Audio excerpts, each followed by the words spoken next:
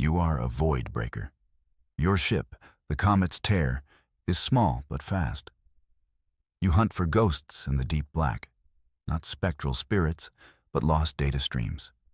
Dead signals from ships that never came home. It is a lonely job, a quiet job, until today. The silence shatters into a million pieces. A voice cuts through the endless static. It is old, so very old and filled with fear. The transmission is a ghost, but not the kind you hunt. It is a final warning, a last testament from a civilization you have never known. Their words paint a picture of a great darkness, a hunger that moves between the stars. It does not feast on planets or people. It consumes the very heart of a system. It eats suns. The message ends in a piercing scream. Then, nothing. Just the familiar hiss of empty space. You play it again. The voice is weak, distorted by time and distance. But the message is clear. A shadow is coming. An engine of cosmic destruction. You check the signal's origin. It is impossible. The data trail is billions of years old. Older than humanity's first steps on Earth. Older than the Earth itself. Yet it sounds as if it was sent yesterday. A cold dread settles in your gut. This is no ghost story. It is a prophecy. And it is arriving now. Your ship's sensors scream for attention. A priority 1 alert flashes on your main screen. It is an anomaly, a flaw in the sun's corona. You zoom in the view screen. The star you have known your whole life looks wrong. The solar winds, the constant breath of your star, are behaving erratically. They churn and twist in unnatural ways. It is not a random solar flare. This is something else entirely, something organized. The winds are gathering. They are being pulled toward a single point, a point of perfect blackness in the fiery sea of the corona. The energy readings are off the charts. It is as if the sun itself is being weaponized. The darkness is not just blocking the light, it is drinking it, inhaling the star's power like a thirsty god. The ghost's warning echoes in your mind, a darkness that consumes suns. You are watching it happen. Your small ship feels terribly fragile. You are a single mote of dust before a gathering storm. The anomaly grows larger. The flaw in the sun spreads like a crack in glass. Your first mate, Jax, stares at the screen. His face is pale. He has seen 1,000 strange things out in the void. But this is different. This feels like an ending. He turns to you, his voice barely a whisper. What do we do now? That is the question, isn't it? What can anyone do against a foe that eats stars? You feel a strange sense of calm settle over you. This is what you do. You face the unknown. You dive into the storm. You remember stories told in the low-gravity bars of Ganymede. Tales spun by old spacers with haunted eyes. They spoke of a time when humanity did not fear the sun. They spoke of a time when humanity commanded it. They called it star sailing, an almost mythical chapter of human history. Our ancestors did not just travel the void. They rode upon the sun's own fire. They built ships with sails of woven light and magnetic force. They tamed the solar winds. They turned the star's fury into their engine. The stories were dismissed as legends, drunken tales of a forgotten golden age. No one believed them anymore. It was just a nice thought, like dragons or honest politicians. But as you watch the sun itself being turned into a weapon, the old stories feel different. They feel like a blueprint, a forgotten answer to an impossible question. If the enemy can harness the sun, maybe you can too. The idea is insane, a desperate grasp at a fairy tale. But it is the only thought that gives you a sliver of hope. You turn to Jax. His eyes are wide with a mix of fear and confusion. You give him a new heading. We are going to the library. Your new course takes you toward Jupiter. Specifically, to its moon, Io. Not the volcanic hellscape itself, but the small orbital station hidden in its shadow. This is where the Solar Council keeps its secrets. The Commonwealth Archive, a digital tomb of forgotten knowledge. Most of it is restricted, classified at levels you did not even know existed. Getting in will not be easy. It might even be impossible.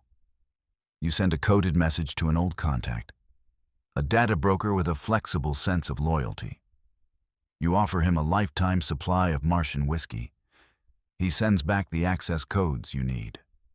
Apparently, some secrets are cheaper than others. The archive is a cold, silent place. Automated systems glide through rows of glowing data cores. You feel like a thief in a temple of knowledge. You begin your search. The keywords are simple. Star Sail, Solar Winds, Project Icarus. You find it. A single data core, sealed under 7 layers of security. The file is ancient. The seal is nearly unbreakable. Your contact's codes get you through 6 of them. The 7th requires a voice command. From the original project director, a man dead for over 400 years. It seems your journey ends here. But the archive is thorough. It includes a biography. The director was a man of simple tastes. He loved his family and his dog, a small terrier named Stardust. You smile. It is a long shot, a ridiculous shot. You lean into the console's microphone. You say the word, Stardust. The seal breaks. The file opens. Blueprints fill your screen. Intricate designs for sails made of plasma and light. Technical readouts for magnetic field generators. Navigation charts based on the flow of solar particles. It is all here. Everything. Humanity really did tame the sun. And then, we forgot how. You stare at the schematics. They are beautiful and terrifying. A forgotten art of star science. A power we locked away. As the last blueprint loads, a new transmission arrives. It overrides all your systems. This is not a ghost from the past. It is a live signal. The source is from the Oort cloud, the extreme edge of your solar system, a place no human vessel has reached in centuries. The screen resolves into a face. It is not human. The being is tall and slender. Its skin shimmers like captured starlight. Its eyes are old, impossibly old. You are looking at an elder, one. They are a myth, a legend even older than the star sails. The first intelligent life humanity ever encountered.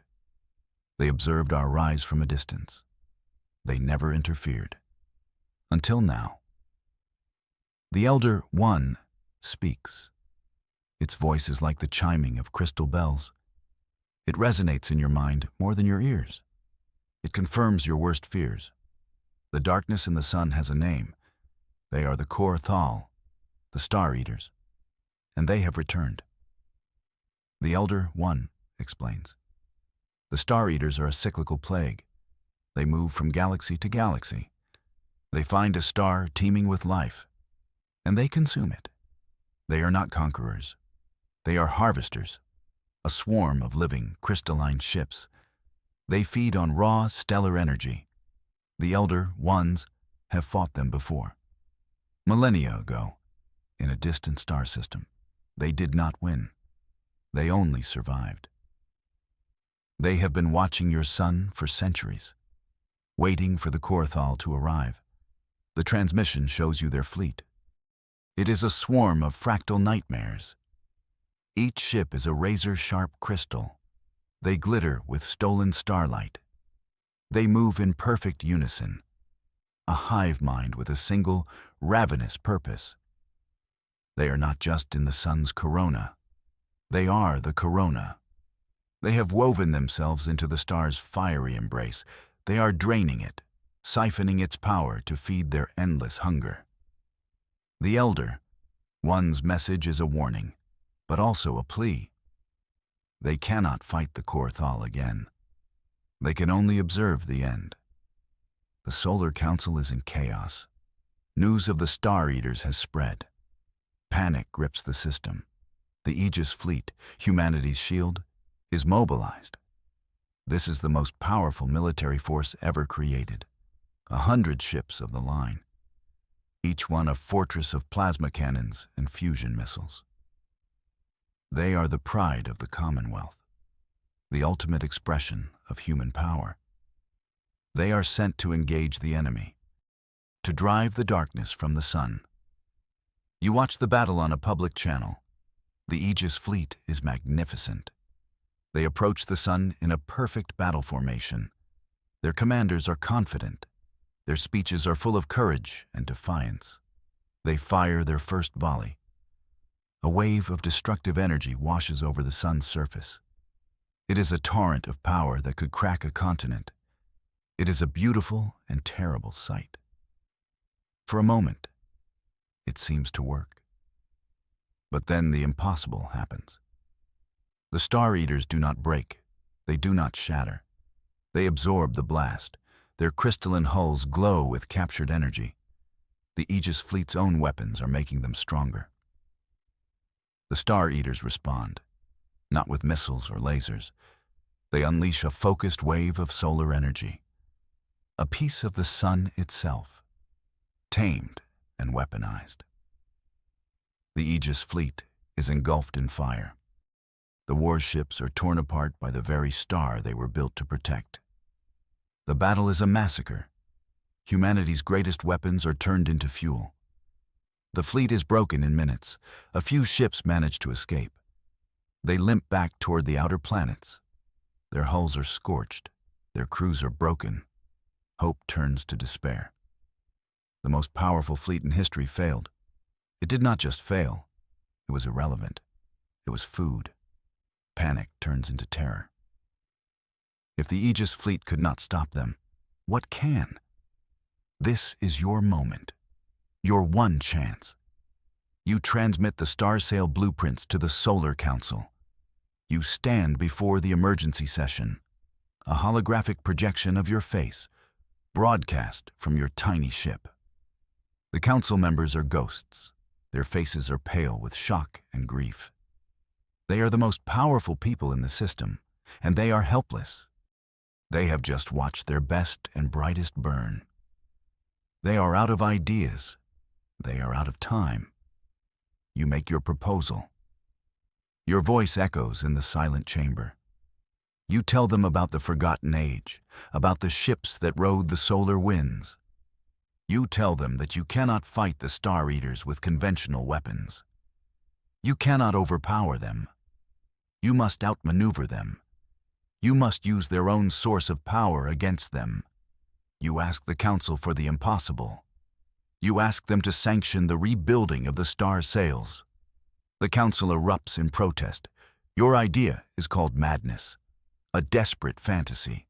They call you a charlatan, a grave robber peddling dead technologies. The head of the Council, a stern woman named Ilara Vance, glares at your image. She reminds you that those ships were abandoned for a reason. They were too dangerous, too unstable, more myth than machine. But you see something else in her eyes, a flicker of desperation, the faintest glimmer of hope. She knows she has no other options. She asks you a simple question. Can you do it? Can you build these ships? Can you sail them? The entire chamber falls silent. All eyes are on you.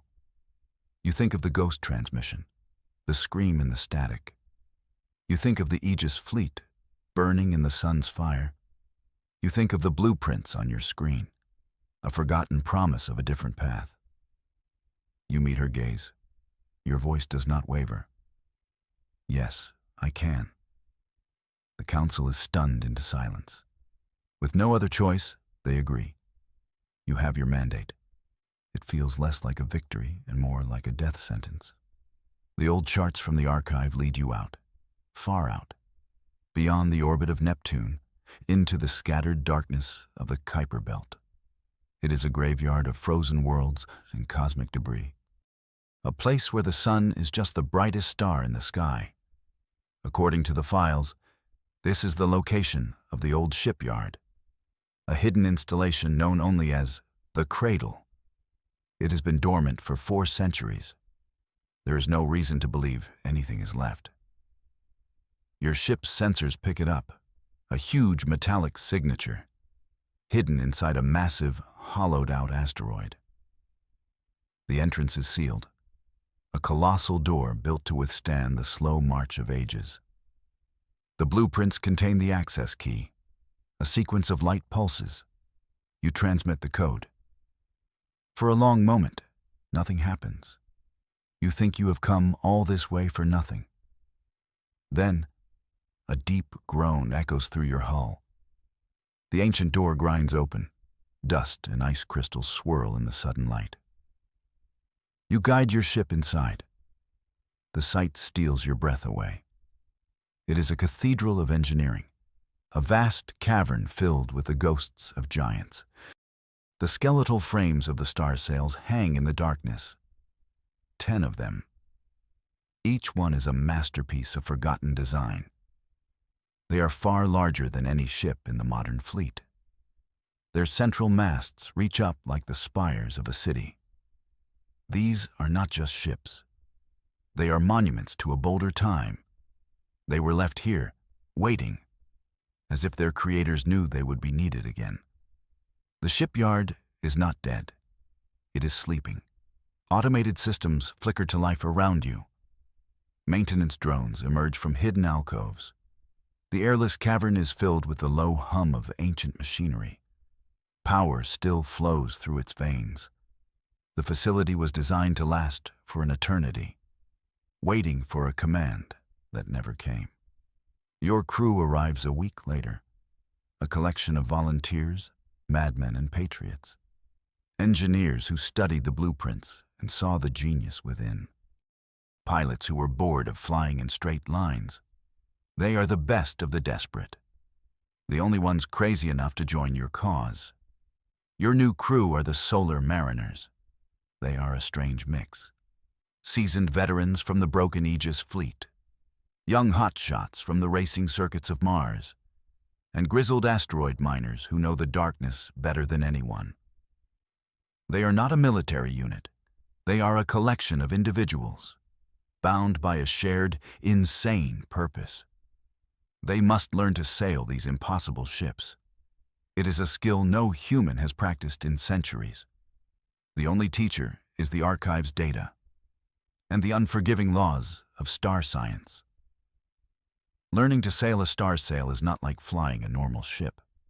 There are no engines to command, no thrusters to fire. The ship is an extension of the sun itself.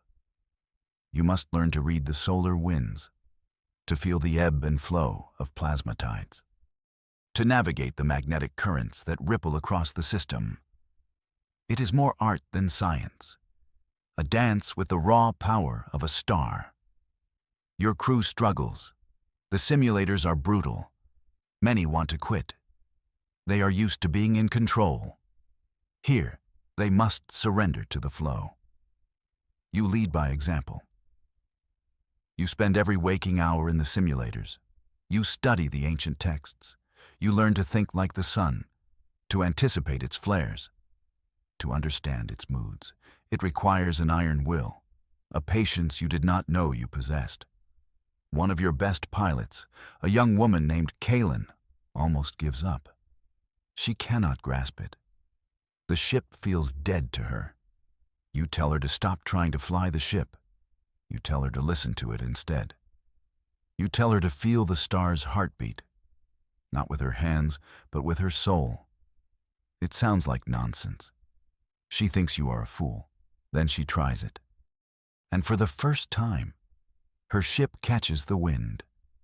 A new alert comes from the solar observatory. A massive solar eruption is forming, a coronal mass ejection. A wave of superheated plasma is about to be unleashed. It is far larger than a normal flare. The Star Eaters are causing it. They are agitating the sun. drawing out its power for a massive feeding. For the rest of the system, it is a harbinger of doom, a sign that the end is near. For you, it is your only chance. This is the wave you need. The one great gust of wind that can carry you across the system. It is a billion-ton cannon aimed at the inner planets, and you are going to fly right into it. The plan is simple, and it is completely insane. You must raise your newly completed sails at the perfect moment. Too early, and the sails will be torn apart by the building pressure. Too late, and you will miss the wave entirely. The window of opportunity is less than 5 seconds. Your small fleet of 10 star sails moves out of the shipyard. They are beautiful. Their masts are now strung with energy collectors. Their hulls gleam with fresh armor, but their sails are still furled. They look like 10 silver needles against the black.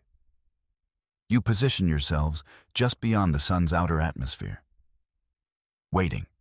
The tension is immense. The entire system is watching, praying, cursing your name. The solar mariners are at their posts. Their faces are grim but determined. They have learned their lessons. Now comes the final exam. The flare erupts. A wall of pure fire bursts from the sun's surface. It is a tidal wave of creation and destruction. It rushes towards you at an impossible speed. Your sensors are screaming. The heat is incredible. Your ship groans under the strain. The moment is here. You give the command. A single word that seals your fate. Hoist. Across 10 ships, the command is echoed. The star sails are unfurled. They are not made of cloth. They are vast, intricate nets of magnetic force. They shimmer into existence, 100 miles wide. They catch the plasma wave. The force is staggering. It is like being hit by a planet. Your ship lurches forward. The acceleration pushes you deep into your crash couch.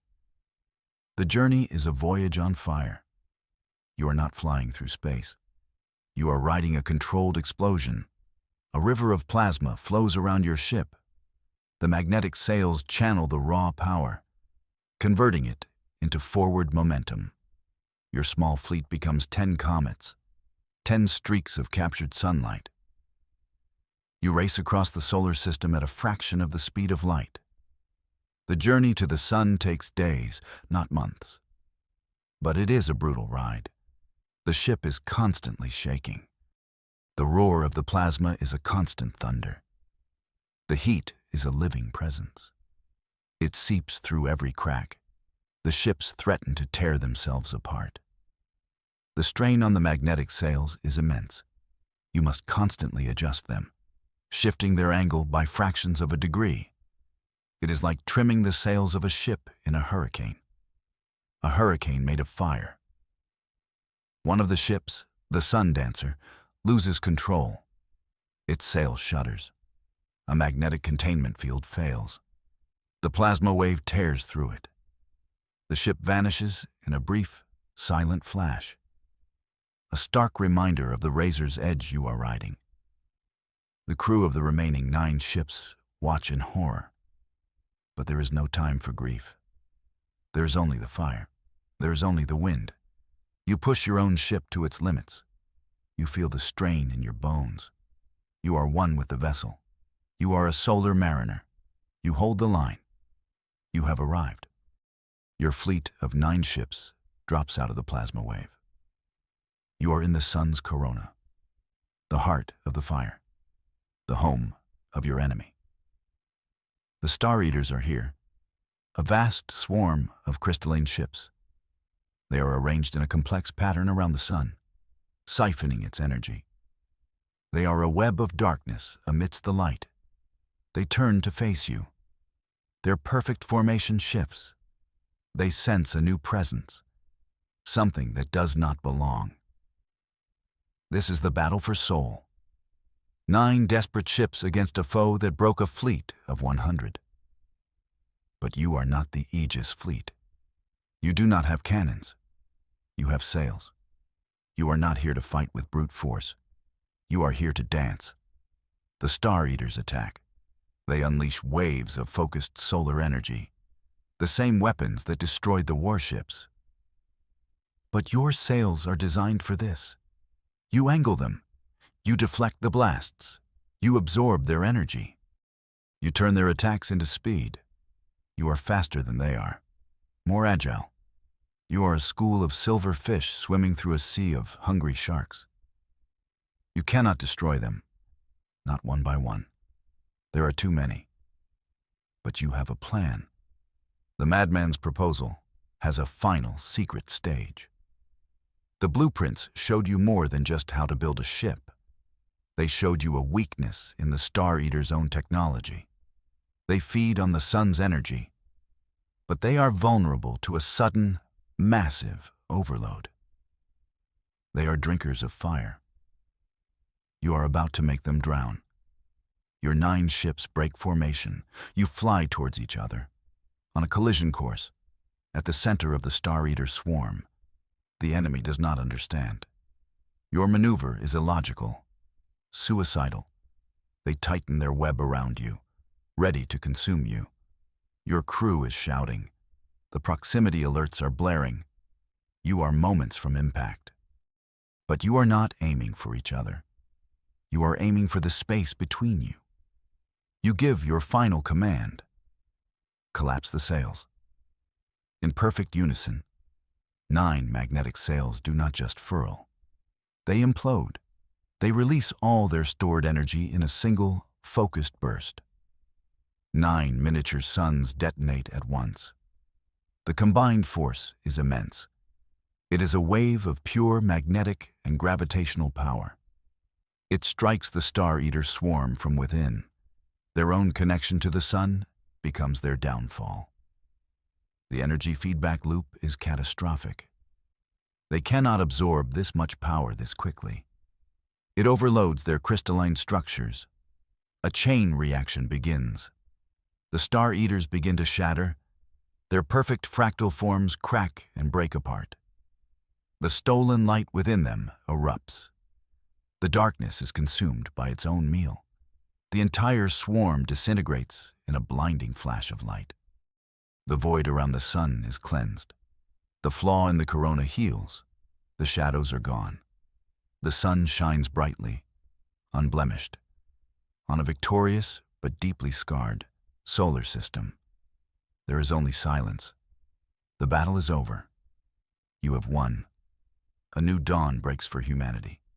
The victory was impossible, a desperate gamble that paid off. You are no longer a pariah. You are a hero. The system celebrates your name. But you know the truth. You did not win through strength. You won through wisdom, a forgotten wisdom. The scars of the battle are everywhere. The loss of the Aegis fleet, the terror that gripped the planets, the single star sail that was lost to the fire. It is a victory, but not without cost. You stand on the bridge of your ship. The comet's tear. It is battered and scorched, but it is whole. The remaining 8 star sails float beside you, a small, proud fleet. The Solar Council has given you a new title. You are the Lord Commander of the Star Sail Fleet, a new force dedicated to protecting the system. Not with guns, but with sails. You are the first of a new generation of explorers, of defenders. Humanity has faced the darkness. It has looked into the void and not blinked. You have not just survived. You have evolved. You are now the shepherds of the wind. Your mission is to guard the sun, to ensure its fire is never used as a weapon again, and to teach others the forgotten art of star sailing. Humanity has been given a second chance, a chance to reclaim its lost heritage, to become masters of its own star. You look out at the sun. It no longer seems like a distant, burning ball of gas. It feels like a partner, an ally, a powerful, untamed friend. Your journey is just beginning. There are other winds to sail, other stars to explore. Humanity is no longer confined to the slow crawl between planets. You have tamed the solar winds, and now the entire galaxy is your ocean.